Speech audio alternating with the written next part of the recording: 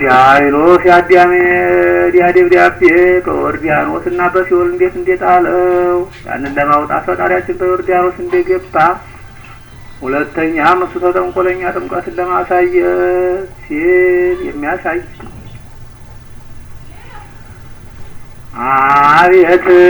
አቤት የአምላኬ ቸርነት ገባ ዮርዳኖስ ለጥምቀት የአዳምን ፊርማ ለማውጣት ዮሐንስም ሲያጠምቀው የአዳምን ፊርማ አገኘው። ሁለተኛው ቢጠፋው ጎኑን በጦር አስወጋው። ሙሉ አካሉን በምድር ትቶ አወጣው ሲኦል ገብቶ ዲያብሎስም ቢያስቸግርህ አስሮት ዘለቀ በአውታር ያ የሰዓት አውታር ሲፈጀው አዳም ሔዋንን ካሰው።